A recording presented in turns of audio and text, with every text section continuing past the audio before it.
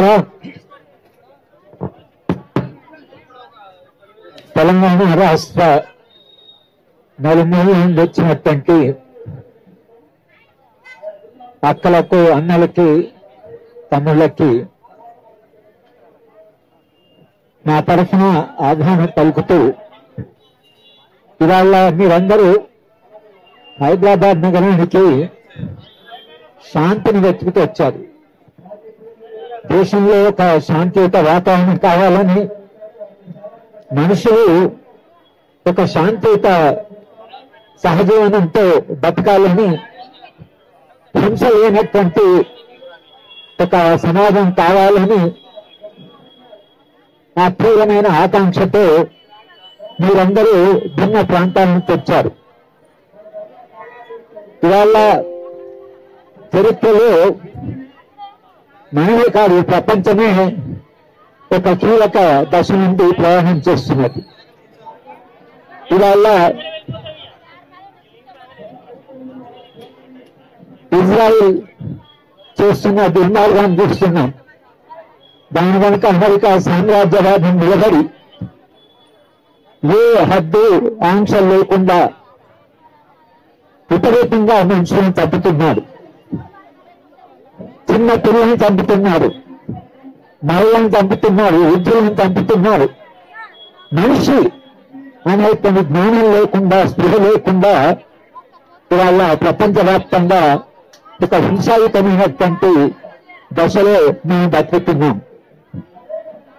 ఆ హింసాయుత ప్రపంచంలో మన దేశంలో కూడా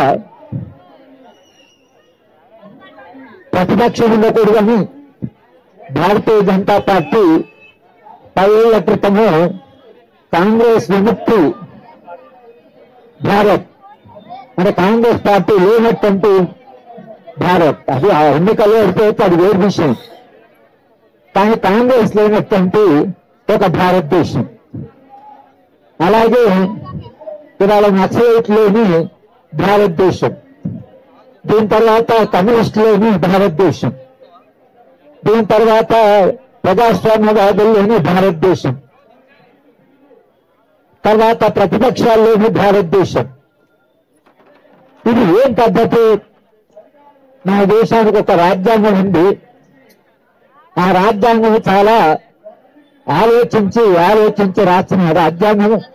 2.5 సంవత్సరాలు దేశంలో ఉండేటువంటి మేధావులు, దేశంలో ఉండేటువంటి లాయర్స్, జడ్జి అందరూ కూర్చొని అందరూ ప్రతినిధులతో ఈ రాజ్యాంగాన్ని రాశారు. రాజ్యాంగం ఏం చెప్తున్నది? రాజ్యానికి ఉండే ప్రత్యేకమైన లక్షణం ఏంటంటే దానికి బలప్రయోగం ఉపయోగించే అధికారం ఉంటుంది.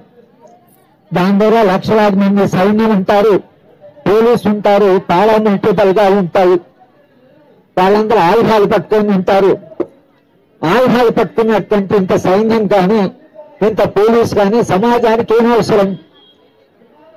సమాజాన్ని శాంతియుతంగా జీవిస్తున్నప్పుడు నిజానికి ఇంత బలప్రయోగం యొక్క అవసరం రాజ్యానికి ఉండదు. కానీ రాను రాజ్యము విపరీతమైనటువంటి బలప్రయోగాన్ని లేదా బలప్రయోగం చేసే సాధనాన్ని పెంచుకుంటూ వస్తుంది. నిన్న కాక మొన్న ఉత్తరప్రదేశ్లో 60,000 మంది కానిస్టేబుల్స్ రిక్రూట్ చేశారు, పోలీస్ యంత్రాంగాన్ని. ఎవరిని రూపొందించడానికి? ఎందుకు ఇంత బలప్రయోగం?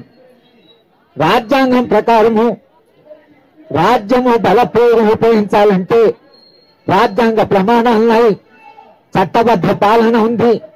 రాజ్యము తన ఆయుధాన్ని ఉపయోగించేటప్పుడు దాని మీద చాలా ఆంక్షలు ఉన్నాయి, చాలా నియమాలు ఉన్నాయి, చట్టబద్ధ పాలన ఉంది.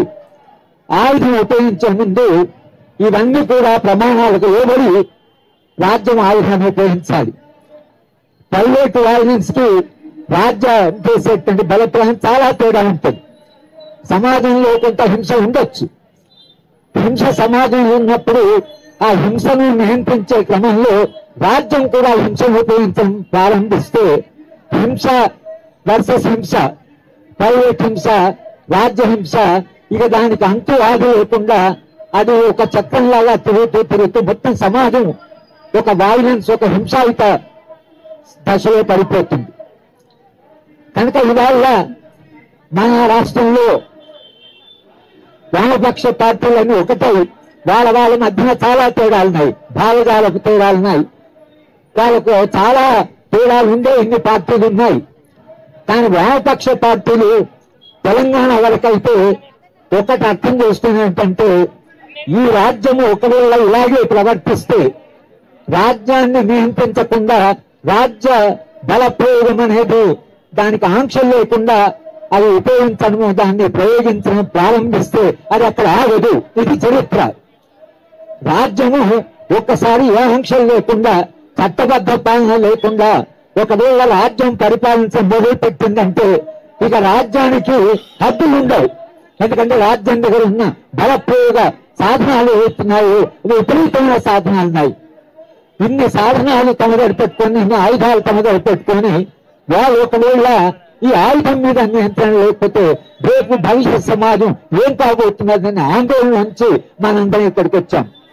రాజ్యానికి చెప్పడానికి వచ్చాం, మీకు బలప్రయోగం చేసే అధికారం రాజ్యాంగం ఇవ్వచ్చు, కానీ ఎటువంటి పరిస్థితుల్లో మీరు మీ ఆయుధాన్ని ఉపయోగించాలనే ఆంక్షలు ఉన్నాయి, చట్టబద్ధ పాలన ఉన్నాయి, ప్రమాణాలు ఉన్నాయి. ఈ ప్రమాణాలు కాదని మీరు ఒకే ఒకసారి ఫలానా గ్రూప్ ని మేము అంతం చేస్తాం అంటే మీరు అంతం చేస్తామని ఎలా ప్రకటిస్తారు? మీరు అంటే ఒక రాజకీయ ఉద్యమాన్ని మొత్తంగా దాన్ని ఫలానా డేట్ వరకు అంతం చేస్తాం అనేది రాజ్యాంగ విరుద్ధం, ప్రజాస్వామ్య విరుద్ధం, చట్టబద్ధ పాలనకు విరుద్ధం. రాజ్యాంగ హోదాకి మీరు లేదు. కానీ రాజ్యము ఇవాళ బాహాటంగా మేము పంపుతాం, ఎలిమినేట్, న్యూట్రలైజ్, భాషలు మారిపోయింది. కానీ ఇక్కడ ఆగుతుందా? మిత్రులారా, కాస్త చరిత్ర చదువుకొని పొలిటికల్ ఎకానమీ వచ్చిన విద్యార్థిగా నేను చెప్తున్నాను, రాజ్య హింస హద్దులు దాటితే అక్కడ ఆగదు. ఇది చరిత్ర. వాళ్ళ మనందరం కూడా రాజ్యానికి చెప్పడానికి వచ్చాం, మిమ్మల్ని ఎన్నుకొని ఒక ప్రజాస్వామ్య వ్యవస్థలో మీకు అధికారం ఇచ్చి ఓటరు తన ఓటు ద్వారా మిమ్మల్ని ఎన్నుకొని అక్కడ పంపించింది రాజ్యాంగబద్ధంగా రాజ్యాంగ ప్రమాణాల ప్రకారం పరిపాలించాలని పంపించారు. మీరు రాజ్యాంగంలో ప్రమాణం చేశారు. రాజ్యాంగంలో ఏం రాసింది? రాజ్యాంగంలో చట్టాల్లో ఏం రాసింది?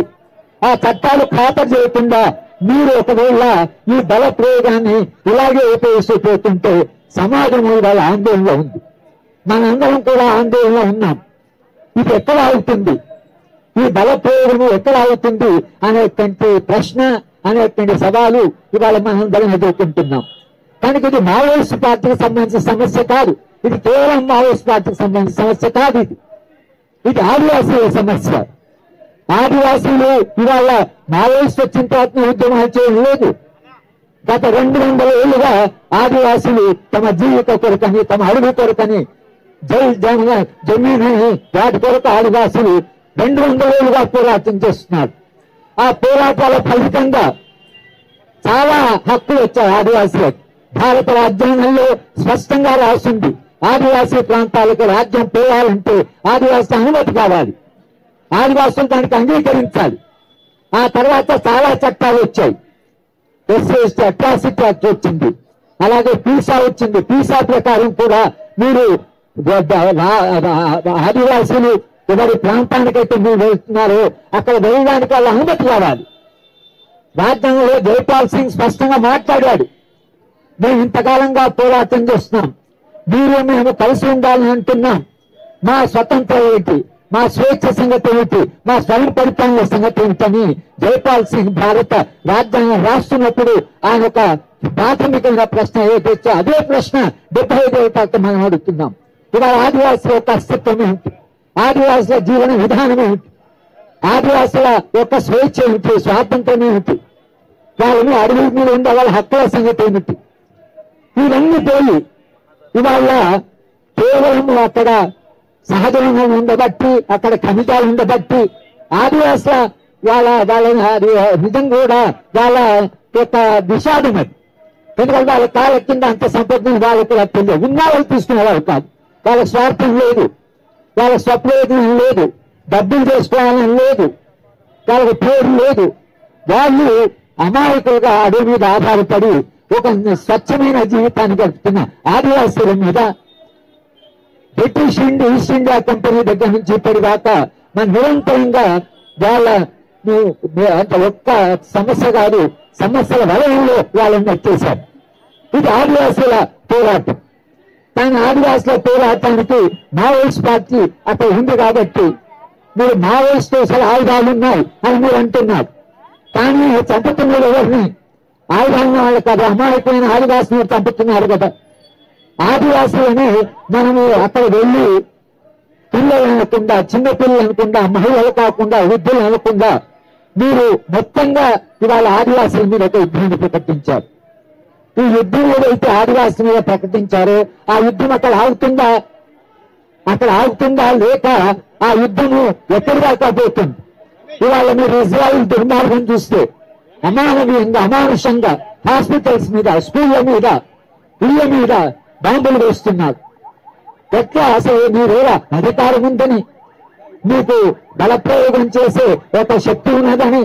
ఇవాళ ఇజ్రాయిల్ అనేటువంటి దుర్మార్గమైన దేశం అమెరికా యొక్క వాళ్ళ మద్దతుతో ఇవాళ వాళ్ళు మొత్తంగా టీవీ స్టూడియోలు, హాస్పిటల్లు, సివిలియన్ ఏరియాస్, జనం జీవించే జనజీవనం మీద యుద్ధానికి కూడా నీతి ఉంటుంది కదా. ఆ యుద్ధం నీతి అక్కర్లేదు. దాని వెనుకున్న అమెరికాకు అసలే యుద్ధ నీతి వాడు వెనుకుండి నడుపుతున్నాడు.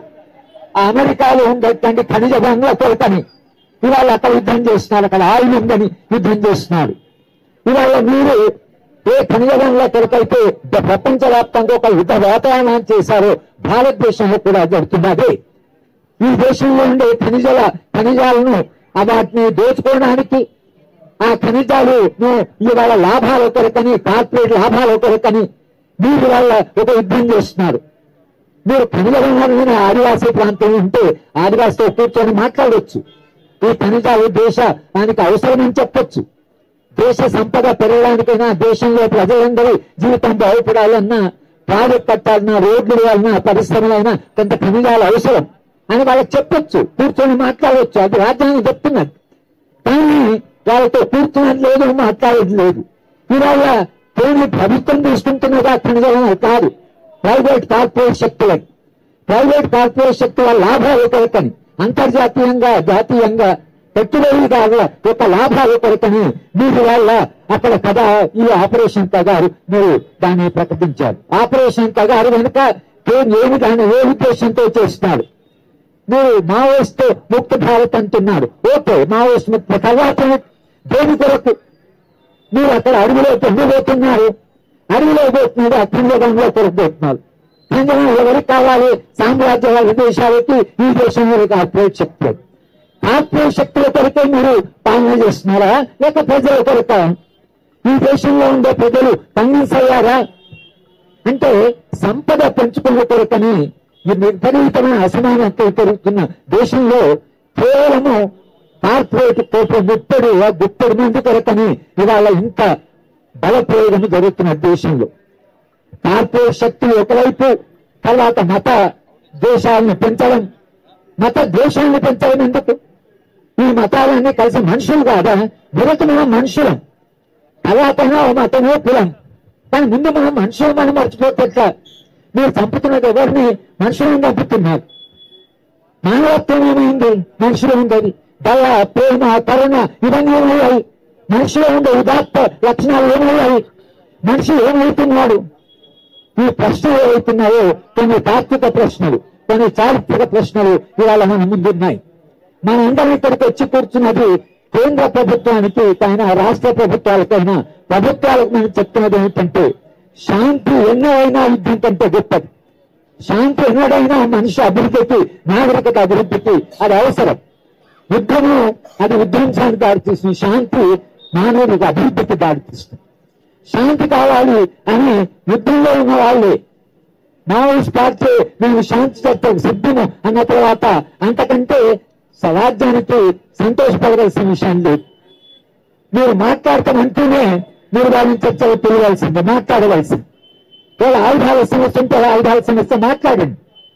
కానీ మేము లేదు, ఏడుగుణం ఇక్కడ జస్టిస్ చంద్ర కుమార్ గారు ఉన్నారు. దేశవ్యాప్తంగా రాష్ట్రమైన ఢిల్లీలో కూడా మేము ఒక కమిటీని ఫామ్ చేశాం. ఆ కమిటీలో లాయర్స్ ఉన్నారు, తర్వాత ప్రజాస్వామ్యవాదులు ఉన్నారు. 10 రాష్ట్రాల నుంచి వచ్చి కమిటీ ఫర్ పీస్ అనే ఒక అటువంటి సంస్థను చేసి కాంగ్రెస్ పార్టీని, భిన్న రాజకీయ పార్టీని కలిసాం. పార్టీని కలిసి మాట్లాడాం. రాహుల్ గాంధీ కలిసాం, మల్లికార్జున ఖర్గేని కలిసాం. అందరూ కూడా శాంతి కావాలని అంటున్నారు. కానీ శాంతి కావాలని వీళ్ళందరూ అంటుంటే వాళ్ళు మాట లేదు, తెలుపు లేదు. ఇంతకాలంగా మాట్లాడుతూ ఇంతమందిని దేశవ్యాప్తంగా మాట్లాడుతుంటే మేము శాంతి చర్చలు చేస్తారా చేయరా? శాంతి చర్చలు చేయకపోతే ఎందుకు చేయరు అనేటువంటి జవాబు చెప్పాలి కదా. ఎందుకు శాంతి చర్చలు చేయరు? శాంతి గొప్పదే కదా. శాంతి కొరకు చర్చలు జరపడం అనేది ఒక ఉన్నతమైనటువంటిది కదా. తెలంగాణ, ఆంధ్రప్రదేశ్ లో శాంతి చర్చలు జరిగాయి కదా. శాంతి చర్చలు జరపడానికి మీకు అభ్యంతరం ఏమిటి? ఎందుకు వద్దంటున్నారు అనే ప్రశ్న అడగడానికి మనందరూ ఇక్కడ కూర్చొని మాట్లాడుతున్నాం. కేంద్ర ప్రభుత్వాన్ని సూటిగా అడుగుతున్నాం, శాంతి ఎందుకు వద్దంటున్నారు? వాళ్ళకి వేరే కారణాలున్నాయేమో. ఏ కారణాలు అయితే మీరు మాట్లాడుతుంటే సమస్యలతో మాట్లాడుకోవచ్చు కదా, సమస్యల పరిష్కారాలతో కనుక్కోవచ్చు కదా. కాంగ్రెస్ పార్టీ ఉన్నప్పుడు ప్లానింగ్ కమిషన్ వాళ్ళు కమిటీ వేశారు కదా.